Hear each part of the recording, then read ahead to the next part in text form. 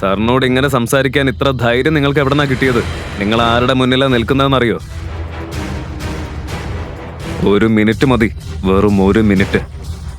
നിങ്ങളുടെ ഈ മുഴുവൻ ഷോപ്പും നിങ്ങളെയും വാങ്ങാൻ. മുൻഷിജിയുടെ ഉച്ചത്തിലുള്ള ശബ്ദം കേട്ടപ്പോൾ ഷോപ്പ് കീപ്പർ ഷോപ്പ് ഓണറിനെ നോക്കി. ഓണർ ഇതിനോടകം തന്നെ ഗൗതമിന്റെ സ്റ്റാറ്റസും പവറും തിരിച്ചറിഞ്ഞിരുന്നു. പുറത്തേക്ക് ഒരു സാധാരണ മനുഷ്യനായി തോന്നുന്ന ഗൗതമിന്റെ യഥാർത്ഥ സത്യം മറ്റൊന്നായിരുന്നു. പോയി പണം എടുത്തു വെച്ച ബാഗ് കൊണ്ടുവാ. കുറച്ചു നേരത്തിനുള്ളിൽ ബാഗ് എത്തിച്ചു. ബാഗ് മുഴുവൻ പണം നിറഞ്ഞിരുന്നു. അത് കണ്ടപ്പോൾ എല്ലാവരും അതിശയിച്ച് വായ തുറന്നു നിന്നു.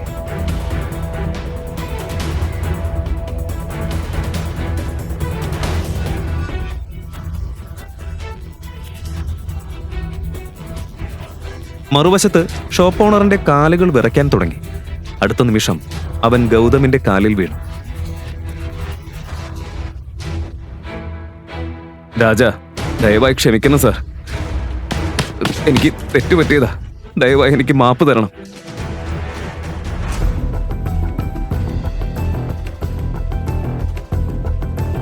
മിസ്റ്റർ സെയിൽസ്മാൻ, ഇനി പറയ്, നിങ്ങൾക്ക് എന്റെ സ്റ്റാറ്റസ് അറിയണ്ടേ?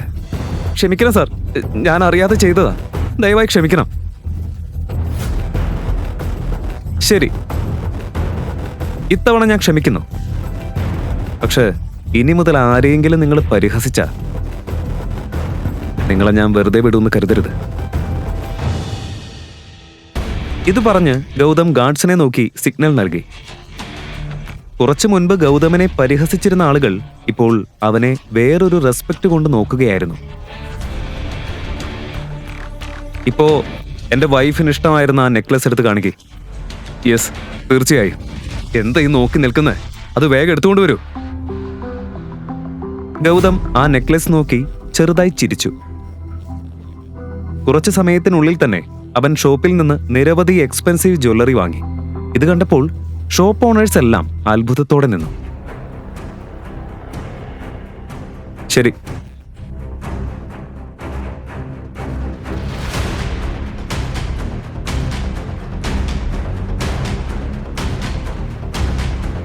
മുൻഷിജി വരൂ.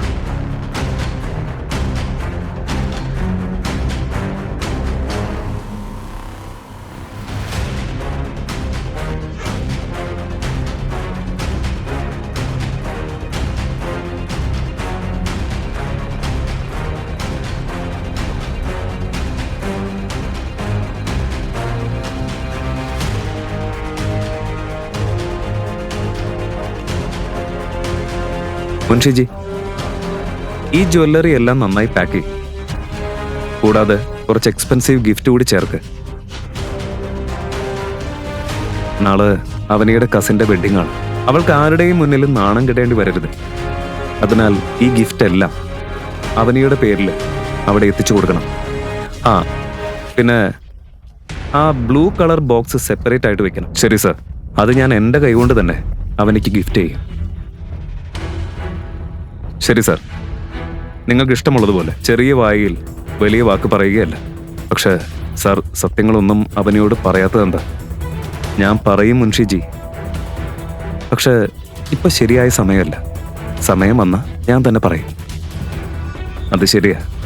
നിങ്ങളുടെ ഇൻലോസ് നിങ്ങൾ രാഞ്ചൂറിലെ രാത്തോറാണെന്ന് അറിഞ്ഞാൽ അവരൊരിക്കലും നിങ്ങളെ അവനോട് ഡിവോഴ്സ് ചെയ്യാൻ അനുവദിക്കില്ല. ശരി മുൻഷിജി, ഞാൻ പോട്ടെ. ഗൗതം ഒന്നും പറഞ്ഞില്ല. പക്ഷേ മുൻഷിജി പറഞ്ഞ വാക്കുകൾ അവനെ സന്തോഷിപ്പിച്ചില്ലെന്ന് അവന്റെ കണ്ണുകളിൽ നിന്ന് വ്യക്തമായിരുന്നു. എളുപ്പമുള്ള പൂക്കളുടെ വഴിയിൽ അവൻ എന്തുകൊണ്ടാണ് ഈ മുള്ളുകളുള്ള വഴി തിരഞ്ഞെടുത്തതെന്ന് മുൻഷിജിക്ക് മനസ്സിലായില്ല. വെജിറ്റബിൾസ് വാങ്ങി തിരിച്ച് വീട്ടിലെത്തിയപ്പോൾ അവന്റെ മുഖത്തുണ്ടായിരുന്ന സന്തോഷം ഇല്ലാതായി. വീട്ടിൽ ഇതിനോടകം തന്നെ മറ്റൊരു തർക്കം തുടങ്ങിയിരുന്നു. ഗീത ഗൗതമിനെ കാത്തിരിക്കുകയായിരുന്നു. വാ വാ വാ, വരൂ മഹാരാജാവേ. പച്ചക്കറി വാങ്ങാൻ നീ വേറെ രാജ്യത്തേക്കാണോ പോയത്? ഇല്ല, അങ്ങനെയൊന്നുമില്ല. ശരിക്കും ഞാൻ... മിണ്ടാതിരിക്കെ. ഇന്ന് എന്റെ മകള് നീ കാരണം ബാക്കിയുള്ളവരുടെ മുന്നിൽ നാണം കിട്ടും. മുജ്ജന്മത്തിലെ ഏത് പാപത്തിനാണാവോ ദൈവം എന്നെ ഇങ്ങനെ ശിക്ഷിക്കുന്നത്? അവനി, ഇപ്പൊ തന്നെ നീ ഇവനെ ഡിവോഴ്സ് ചെയ് പ്ലീസ് അവനി. മോം, വീണ്ടും ഇത് തുടങ്ങണ്ട. ഈ തവണ ഗൗതമിന്റെ തെറ്റല്ല. പക്ഷെ ഓരോ ദിവസവും ഈ ഡിവോഴ്സ് എന്ന വാക്ക് കേട്ട് ഞാൻ മടുത്തു. പിന്നെ ഞാൻ എന്ത് ചെയ്യണം? ഇവനെ കണ്ടാൽ തന്നെ എനിക്ക് ശ്വാസം മുട്ടുന്നു. ദൈവമേ, ഒന്ന് ഈ പെൺകുട്ടിക്ക് മനസ്സിലാക്കി കൊടുക്ക്. ഇവക്കിപ്പൊ ഞാൻ പറയുന്നതൊന്നും കേക്കണ്ട. ഇന്നും അവളുടെ പിന്നാലെ എത്രയോ ബോയ്സ് നടക്കാണ്. പക്ഷേ ഗീതയുടെ കരച്ചിലും ഡ്രാമയും പുതിയ കാര്യമല്ല. ഇങ്ങനെ ഇമോഷണൽ ബ്ലാക്ക്മെയിൽ ചെയ്ത് അവനെയെ സമ്മർദ്ദത്തിലാക്കുന്നത് അവൾക്ക് പതിവായിരുന്നു. ഗൗതം, നീ കിച്ചണിലേക്ക് പോയിട്ട് എന്തെങ്കിലും ഭക്ഷണം തയ്യാറാക്ക്. അമ്മയെ ഞാൻ ഡീൽ ചെയ്യാം കേട്ടോ. വായിക്ക് രുചിയുള്ള വല്ലതും ഉണ്ടാക്കണം. പിന്നെ സിങ്കിൽ ഒരു പാത്രം പോലും ഞാൻ കാണാൻ പാടില്ല. ഓ. അടുത്ത നിമിഷം തന്നെ ഗൗതം കിച്ചണിലേക്ക് പോയി. പക്ഷേ ഗീതയുടെ കോപം ഇപ്പോഴും മാറിയിരുന്നില്ല. അവളുടെ കണ്ണുകളിൽ കണ്ണീരും നിറഞ്ഞിരുന്നു.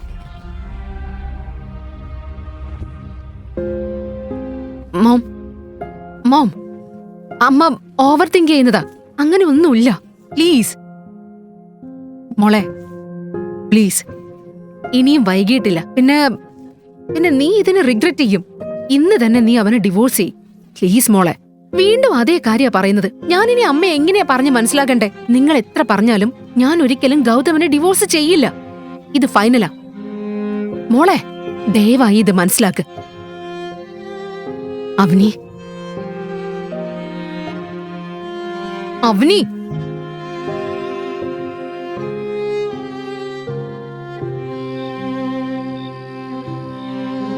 പോക്കറ്റിൽ പണമില്ല, പക്ഷെ വിലയേറിയ സാധനങ്ങൾ കാണാൻ മാത്രം വരുന്ന ആളുകളുണ്ടെന്ന് ഒരിക്കൽ ഞാനൊരു വാർത്ത കേട്ടിരുന്നു. ഇന്ന് അവനെ ഡിവോഴ്സ് ചെയ്യാൻ നിരസിച്ചെങ്കിലും ജ്വല്ലറി ഷോപ്പിൽ നേരിട്ട അപമാനം അവളുടെ മനസ്സിൽ ഇപ്പോഴും ഉണ്ടായിരുന്നു. ഗൗതം റൂമിലേക്ക് വന്ന ഉടൻ സാൻഡ്വിച്ച് ഉള്ള പ്ലേറ്റ് വെച്ച് അവനെയെ നോക്കി. അവനെ, ഗിഫ്റ്റിന്റെ കാര്യം ആലോചിച്ച് നീ അധികം വിഷമിക്കണ്ട. ഞാൻ എന്തെങ്കിലും അറേഞ്ച് ചെയ്യാൻ ശ്രമിക്കാം. നീ അറേഞ്ച് ചെയ്യൂ. എങ്ങനെ? ഒന്നും ചെയ്യണ്ട. മിണ്ടാതെ ബെഡ് എടുത്ത് താഴെ പോയി ഉറങ്ങ്.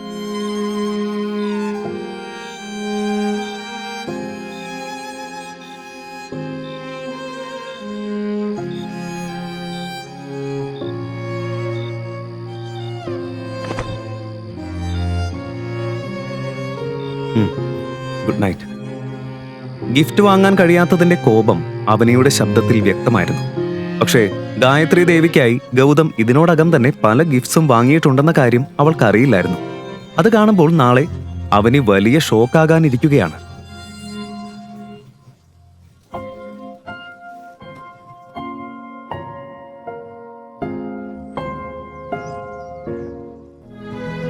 അവന് ഒരു സ്റ്റണ്ണിംഗ് ബ്ലൂ ഡ്രസ് ധരിച്ചിരുന്നു.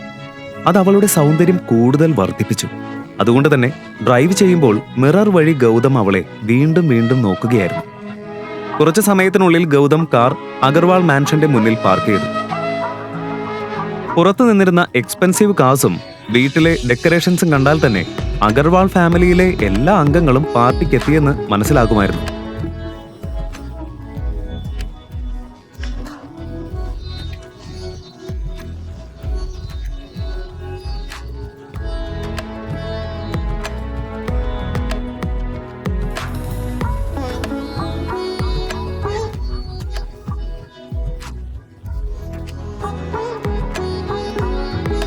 അവർ വീടിനകത്ത് കയറുന്ന ഉടൻ അവിടെ ഉണ്ടായിരുന്ന ആളുകൾ അവരെ നോക്കി തുടങ്ങുകയായിരുന്നു. ചിലർ ഗൗതമിനെ കണ്ട് ചിരിക്കുകയും തമാശ പറയുകയും ചെയ്തു.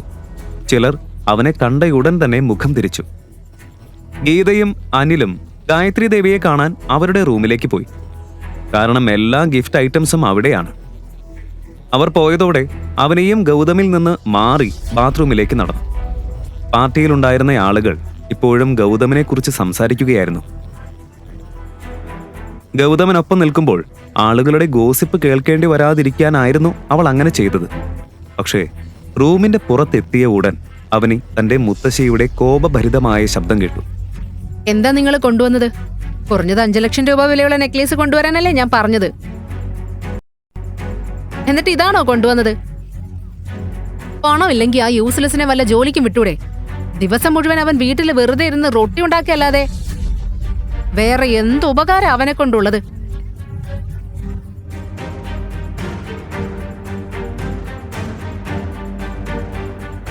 മുത്തശ്ശി, എന്താ സംഭവിച്ചത്? അമ്മയും അച്ഛനെയും ഇത്രയും പറയാൻ അവരെന്താ ചെയ്തത്? അവനയുടെ കോപമുള്ള ശബ്ദം കേട്ട് ഗായത്രി നെക്ലസ് അവൾക്ക് നേരെ എറിഞ്ഞു. എന്റെ മുന്നിൽ ഇത്ര ശബ്ദം ഉയർത്താൻ നിനക്ക് എത്ര ധൈര്യമുണ്ട്? ഇന്ന് ഷനായുടെ എൻഗേജ്മെന്റാ, അതും നഗരത്തിലെ ഏറ്റവും വലിയ ഫാമിലിയുമായിട്ട്. അപ്പോ അവര് നിന്റെ മകൻ എന്ത് ഗിഫ്റ്റാ തന്നതെന്ന് ചോദിച്ചാ ഞാൻ എന്താ അവരോട് പറയാ? എന്തു മറുപടി നൽകും ഞാൻ? ഈ പൊളിഞ്ഞ ഗിഫ്റ്റ് ആണെന്നോ? ഇത് കേട്ട് അവന് എന്തോ പറയാനായി മുന്നോട്ട് വന്നു. പക്ഷേ അനിൽ കൈകൊണ്ട് അവളെ തടഞ്ഞു. ഇപ്പൊ വേണ്ട. കാരണം ഗായത്രി ദേവിയുടെ കോപം എങ്ങനെയാണെന്ന് അവന് നന്നായി അറിയാമായിരുന്നു. മുത്തശ്ശി, നിങ്ങളെ സന്തോഷിപ്പിക്കാൻ ഞങ്ങൾ എന്തും ചെയ്യും. പക്ഷെ നിങ്ങളുടെ പരാതികൾ ഒരിക്കലും അവസാനിക്കില്ല. ഈ നെക്ലേസ് 60,000 രൂപ വിലയുള്ളതാ. ഞങ്ങൾക്കത് വലിയ പണമാണ്. പക്ഷെ നിങ്ങൾക്ക് അതിന് വിലയില്ല. എളുപ്പത്തിൽ നിങ്ങളത് എടുത്തെറിഞ്ഞു. ഗായത്രി ദേവിയുടെ മുഖം ഇപ്പോൾ കോപത്തിൽ കത്തിക്കൊണ്ടിരുന്നു. അടുത്തു വെച്ചിരുന്ന ചായക്കപ്പ് അവൾ എടുത്തു. കോപത്തിൽ അതിലെ ചൂടുള്ള ചായ അവനിയുടെ മേലെറിയാൻ അവൾ കൈ ഉയർത്തി. അവനെ ഉടൻ തന്നെ രക്ഷപ്പെടാൻ മുഖം തിരിച്ചു. അതേ നിമിഷം കപ്പ് പൊട്ടുന്ന വലിയ ശബ്ദം അവൾ കേട്ടു. അവനെ തിരിഞ്ഞു നോക്കിയപ്പോൾ അവൾ ഞെട്ടിപ്പോയി. അവളുടെ മുന്നിൽ ഗൗതം നിൽക്കുകയായിരുന്നു. ഗായത്രിയുടെ കൈ പിടിച്ച് കപ്പ് മതിലിലേക്ക് എറിഞ്ഞത് അവനായിരുന്നു. നീയോ?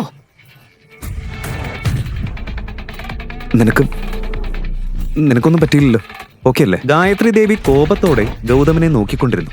പക്ഷെ അവൾ എന്തെങ്കിലും പറയുന്നതിന് മുൻപ് പുറത്തുനിന്ന് ഉച്ചത്തിലുള്ള ഒരു ശബ്ദം കേട്ടു. മുത്തശ്ശി, കരൺവീർ അങ്കിൾ വന്നിട്ടുണ്ട്, വേഗം വരൂ. കരൺവീർ എന്ന പേര് കേട്ടയുടൻ ഗായത്രി ദേവിയുടെ കോപം ഒരു നിമിഷം അപ്രത്യക്ഷമായി. കാരണം അവളുടെ കണ്ണിൽ കരൺവീർ അവളുടെ ഏറ്റവും അഭിമാനമുള്ള മകനായിരുന്നു.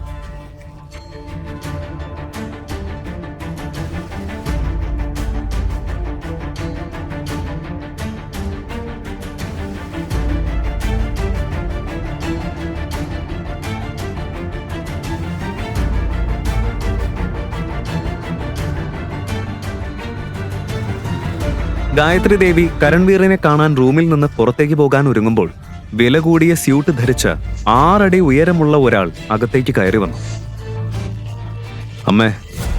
അമ്മ എങ്ങോട്ടാ? ഞാൻ നിങ്ങളെ കാണാനാണ് വന്നത്.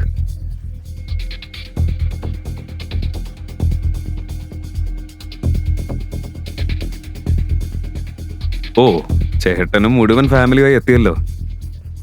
വലിയ പാർട്ടീസ് ഒന്നും ചേട്ടൻ അറ്റൻഡ് ചെയ്യാറില്ലെന്നാ ഞാൻ കരുതിയത്, അല്ലേ ചേട്ടാ? അയ്യോ, അതൊന്നും പറയണ്ട. നോക്ക്, വെറും 60,000 രൂപ വിലയുള്ള ഒരു പാഴ് നെക്ലേസ് കൊണ്ടുവന്നിരിക്കേ ഇവര്.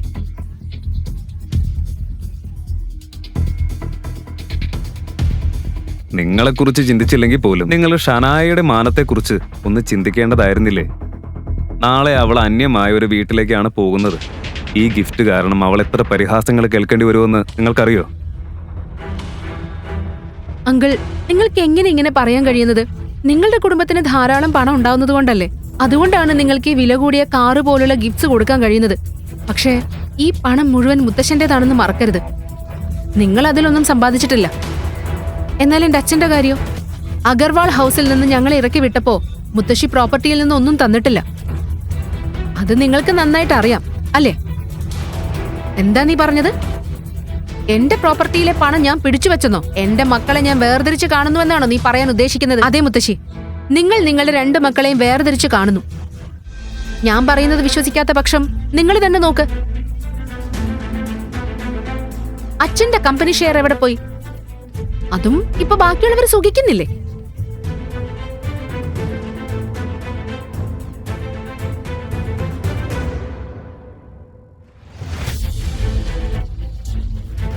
വെറുതെ വർത്താനം പറയുന്നത് നിർത്ത്. ഇന്ന് എത്ര സന്തോഷമുള്ള ദിവസാ.